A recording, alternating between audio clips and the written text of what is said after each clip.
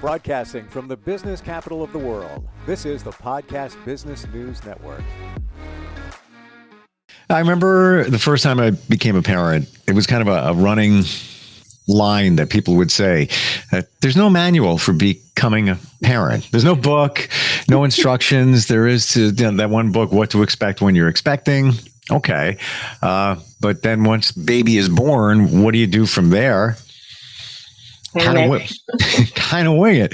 We're going to talk about that today and parenting in general from all different angles. And she is an amazing psychologist that works with parents, teens, children, everybody, and getting their lives back on track or where they should be. Gloria Vanderhorst is back with us. Welcome back, Gloria. How are you? I am good. Thank you for having me. When I think about this, the parenting thing or the teacher for being a parent is usually your parents. That's where you learn most of it from, right? That's right. That's right. You get it from your parents and from your grandparents, typically. Yeah. And that's, God bless them both, but doesn't mean they were right. Well, they were never trained. They're trained by the same people, by their parents and their grandparents. Right. So just generationally, it just keeps falling forward. And not to get too deep too early here, but many times those beliefs and values get embedded in someone's subconscious, and then they grow up dealing with certain issues unless they get healed from them or they address them. So that can be challenging in itself there, right? That's true. That's true. We do adopt, and you think about it as very young children. We don't have the variety, the range of thought and reflection.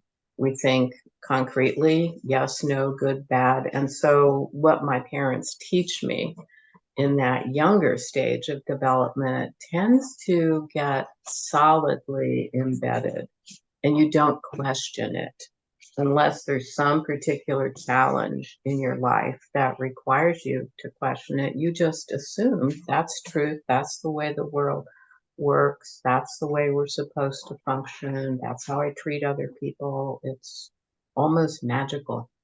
I look back, I know the things, my mom, she's great, but there are certain things that she was very overprotective. So guess what? I became an overprotective parent.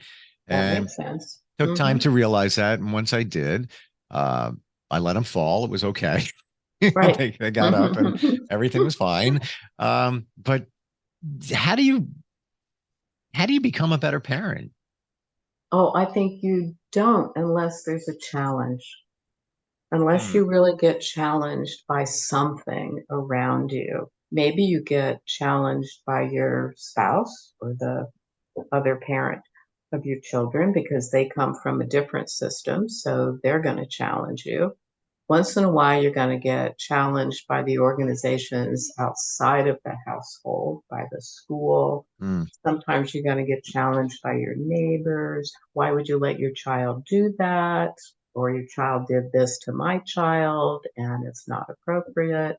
So there are places where we get challenged, but I don't think there's a proactive theme for parenting. We do what seems, quote, natural to us. We might reflect on what our own parents did and decide, I definitely don't want to do that. Right? If dad paddled you, you decide, I'm not going to do that to my children. But then you really don't challenge the philosophy that you were raised with, the more subtle ways that you were influenced. You kind of adopt the same things that you were taught, and you just move forward unless you get challenged. Very few people are proactive about saying, I want to learn all the different things that go into parenting before I actually bring a child into this world. Is it almost like the subconscious minds where you're on autopilot? Definitely. Definitely. There's no reason for you to do that research until a problem arises, all right? We all anticipate we could do this, right? We might have to go to school for some other things, but this should be natural. This should just come to me. This should be easy. And then we get surprised. Women, for example, who have postpartum depression and, don't want to nurture their baby. They're shocked at that. They're ashamed of that, right? Or fathers who just didn't realize how difficult it would be, how much their sleep would be disturbed, how 24/7 this object in the household now needs attention and protection. Unless we get challenged, parenting is not something we think about. Though there are a couple of high schools that I've heard that do some marvelous things of giving kids, pairing them up and giving them an apple to take care of, right? An apple has to be monitored 24/7. And they have to feed it and change it, get that life experience that, wow, this is a huge responsibility. You can't just lay it down and walk away. There's even some schools I know of, one in my area that has a empathy baby or something like that, where it's electronic Uh-huh. and it's programmed to cry at certain intervals. And it knows whether you're taking care of it or not. You can't just Oh, throw it in the that's closet great. until Monday morning and go back to school. So there, I think it's kind of cool just to That's open great. your eyes Yeah, up to what is required. What about some parents kind of check out sometimes, where call it a midlife or whatever it might right, be, where they just kind of throw up the flag, maybe get divorced and just act 23 again. right. How does that look for you? Well, there are stressors that come into everyone's life. And so on one level, you have to be empathetic with that parent who says, there are just so many other demands, or there are so many fears that have been triggered in me that Mm. I just can't cope with the responsibility in front of me with child and household and work environment. So I would say we start with empathy for that person. And I think that's tough. Lots of times that person gets a lot of rejection, a lot of judgment, and no real empathy. But empathy means I'm interested in what's happening for you, what's underneath the surface. Because if we can talk about that and surface that, then we can problem solve. But if we're just judging that person and telling them what they're doing wrong and getting mad at them, then there's no hope for change. No modification can take place because all they're going to do is defend themselves and stiffen up. But it's also, you became a parent for a reason, you know, and you have a responsibility, to your child. I look at it that way. Well, the reasons can vary, all right? Some people obviously become parents because they want to do that. Some people become parents by accident. Sure. Some people become parents by violence. So there are a variety of ways that I can become a parent. And if I'm surprised by it, I didn't anticipate, we talked about having children, we're married, but we thought maybe a couple years from now, and then something didn't work and we end up pregnant. It's like developmentally, I'm not ready for it. I didn't plan it in that part of my life. It's a shocker. And now I have to adjust to Mm. something that I really wasn't looking forward to at this point in my life. I mean, there's so many reasons that people, both men and women, would struggle with, oh, we're pregnant. We're going to bring a child into the world. How do we adjust for that? How do we prepare for that? Did we want it? Did we plan it? Do we look forward to it? Or is it a surprise? And how do we respond to that surprise? How about the relationship between the child and parent? How do you navigate? I see it as a delicate blend between being a parent and being a friend. Mm. You also want to be the cool parent. Hmm. How Hmm. do you strike that balance? I think it's hard to strike that balance because you're dependent on the way that you were parented. So if you Yeah. didn't have that kind of parenting, unless you're really doing good research, and there are good books out there to help people to kind of challenge themselves and dig deeper into what kind of a parent do I want to be. There are training groups out there too Hmm. that you can go take some classes about parenting. But it's hard unless you're really willing to dig deeper into your own history, your own thoughts, your own Oh yeah. feelings. It's really hard. Parenting is probably the biggest challenge for all of us. I love what you just said, Gloria, about looking into your history, because that gets you right back to how your parents parented. Right. Um, it is a challenge. If I'm so I'm going to throw, are you a parent? I am a parent of Okay. one daughter. Okay. If you were, and I have three kids, two daughters and a son. If Hmm. you were, I can't believe I have three. If you were to, if you were to look back, what would you have changed, if anything? Oh, what would I change? That's a great question. Um, I'm not sure that I would have changed much, if anything, Hmm. um, because I take that process seriously. So I'm the one that was reading books, right, and going to classes and talking to people about how did they do this and challenging myself to figure out how to do different things. So I'm not sure that I would have kind of modified anything. Hmm. Interesting. Okay. And you come at it from a different angle in terms of a I, profession. So well, but I've only had one child. You said you had three.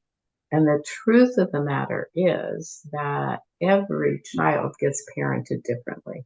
on You a might billion percent. think you're the same, but you're not the same. Oh, totally, totally. And you learn things along the way. Every child is different. Every Hmm. personality is different. You have to kind of key into that, but then Right. you learn things along the way. Hmm. Um, but I feel if I were to look back, it would be, and this is based on learning about the subconscious mind. Mm.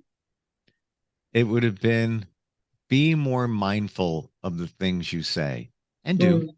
Mm. Hmm. And by that I mean those just goofy little comments if you were just joking around, Right. how they can stack up in some kids Yes. and be internalized as you were being serious, Uh-huh. and that could have an impact on self-esteem, um, Absolutely. create limiting beliefs. And I really mean those, fun things a parent says, like, Hmm. look at your hair. What's crazy today? What are you doing? Right. You're just being fun. Hmm. But it But can injure, and particularly if it's something that gets repeated. yes. Right? So I'll tell you a story. My daughter, she might have been two, and we were visiting relatives, and this one relative started to call her Cookie, right? And she said, I'm not Cookie. And so that she kept up, oh, you're such a cute cookie. And, how are you doing, Cookie? My daughter just like stood up as tall as she could at 2 feet, right? And just gets this determined look on her face and just yells, I am not a cookie. Right? So we have to pay attention to Mm, the feedback that we get. So you might use a cute name, you might begin to tease about a particular habit or routine, and those can really hurt. yeah. And Yeah. we have to listen to our kids giving us feedback. Not sometimes that feedback isn't verbal, right? Sometimes it's the body posture, right? Kind of hanging the head, turning away, shrugging the shoulders, kind of Yeah. just collapsing in on yourself. Those are all signals that, this is not a good connection for me. You're not really being kind or supportive or helpful. Yeah. And kids need a lot of support. The world we send them into is actually very challenging. Now more than ever, not to sound Mhm. old, and I'm sure that was said when we were kids too, Sure, as right? well. But I love what you said about the repetition because it can be for, I would change my kids' names and I would, come up with different Mm-hmm. names. And I think that's also because my dad would do things like that too. Uh-huh. Mm-hmm. Um, Just and lighthearted and teasing, exactly. trying to be engaging. And it can be fun for one kid, but then maybe another one, they're not Mm-hmm. feeling it. But Right. you need to look at the feedback that you're getting from it.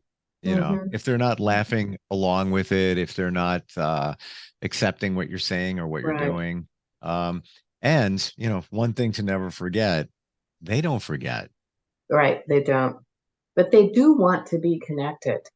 They want to be liked. They want to be loved. They want to be connected. It's a matter of finding that spot, that comfort, that challenge that says, this is the way we connect. And it has meaning to us. So, maybe it's taking your kid for a walk. Maybe you consistently walk the dog with this particular child so that you have a little time to chat or be Mm, silly. They want to be connected. It's a matter of tuning into what helps them to feel connected and being aware of the signals when they say, hey, that's not for me. I don't want mm, to connect with you in that mm. particular way. Let's try something else. Yeah. Don't give up. Remember, they want to be connected. So experiment, try something else. And it's find the motivation because I do know, my younger daughter who is now 15, she is into art. She's more, Mhm, creative and not mhm, every day, but maybe once, twice a month. mhm, I'll say, hey, you want to draw? Do you want to paint something? And right. sometimes you get a yes, sometimes you get a no. Mhm, More times mhm. than no, but every once in a while. So I run with those. We went and we Yeah, picked for up sure. different paints and things like that. And Mhm. she actually painted a very cool, somewhat abstract design. I was like, whoa. And I gave her That's suggestions great. because I'm into that.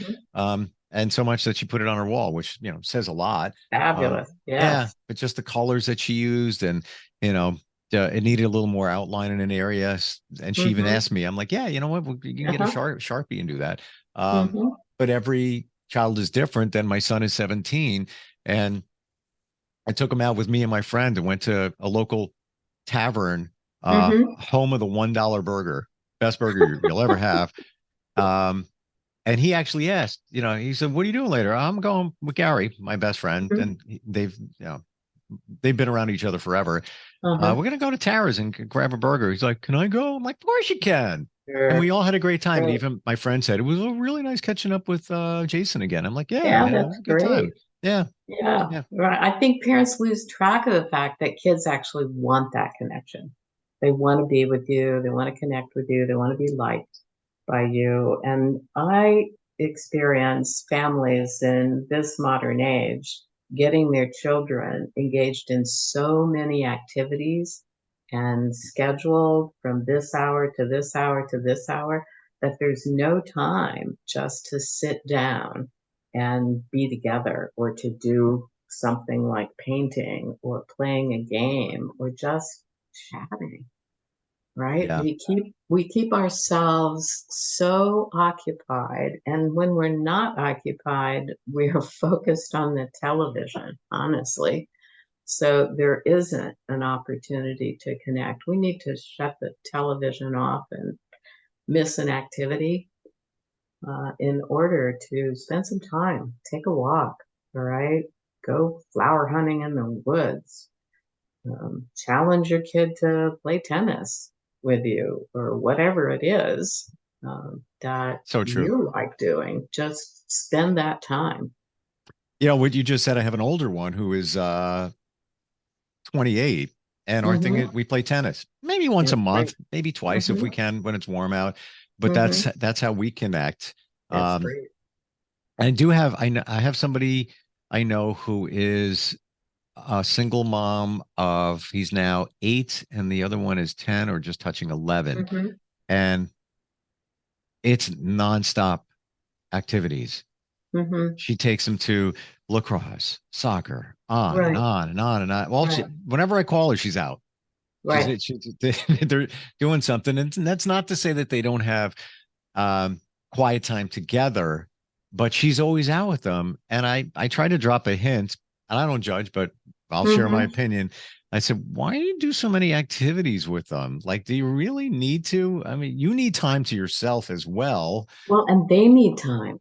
Yeah. They really benefit from downtime, time to reflect, time to just kind of hang out in their room, time to be creative, time to be bored, right? Being bored is really a good thing because it challenges me to think about, well, what does interest me? If I had to move myself out of boredom, Mm, where would I go? What yeah. would I do? What interests me?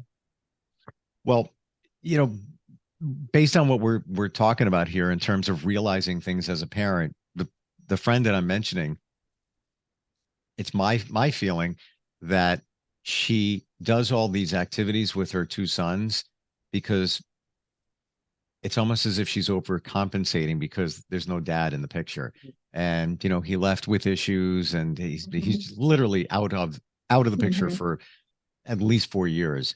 mhm. I think she feels that she needs to do both, but to your point, they need time too, you They know. need time too, And right? And and that's not unusual to kind of over program the child, sometimes because of absence of the other parent, mhm, sometimes because of our own insecurity. I'm not sure what I would do if I didn't have a place to keep this child active.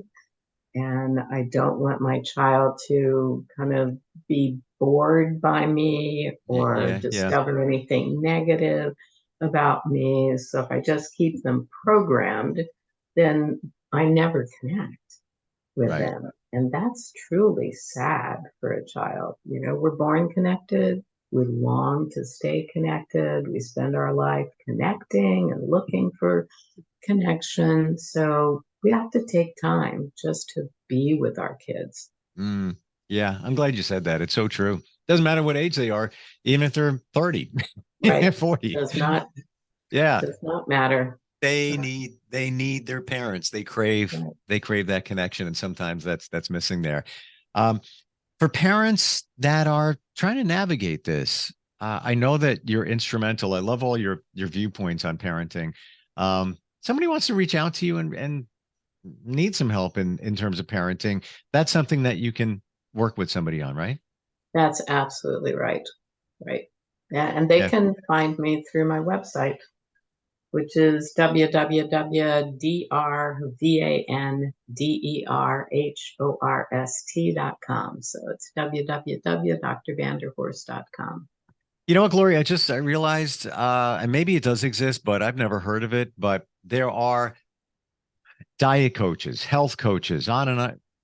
I don't There know are if there parenting coaches. are There there are really. parenting coaches. Okay, didn't even know that Lots of existed. times, yeah, lots of times they get involved in situations where the parents have divorced and they're in conflict with each other. So one parent will reach out for a coach, or sometimes both parents can be sent to a coach if there's an incredible conflict. Mm, And so they do exist. They do a great job. They provide support.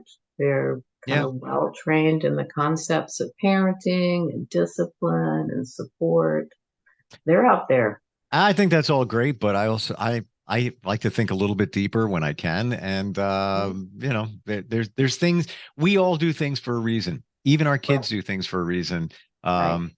So with that being said, you're available. So I'm available. yeah, Right. I'm happy absolutely. to help. Thank you, Gloria. I appreciate you being here.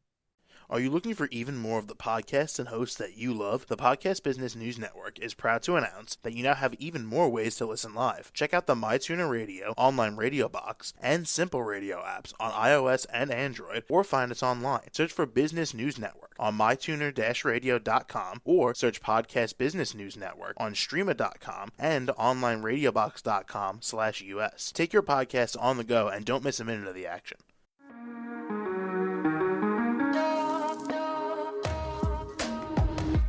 Broadcasting from the business capital of the world, this is the Podcast Business News Network. For nearly 2,000 severely injured veterans, everyday life has become filled with barriers. Day-to-day simple tasks can become pretty daunting. I have to carry my chair up 2 flights of steps or have somebody do it for me. What scares me the most is just the falling. When I'm struggling with my house, I think, to have that one great barrier just knocked down, it's crucial. Home for Our Troops is a wonderful nonprofit that builds a Mortgage-free, fully adaptive, handicap-accessible house. And there's no catch. It'll be our very first home that we've ever owned. This is a game changer. This is where your life begins again. We need you to join us in completing this important mission. Please visit hfotusa.org and help build homes and rebuild lives. Because of you, everything's going to be okay.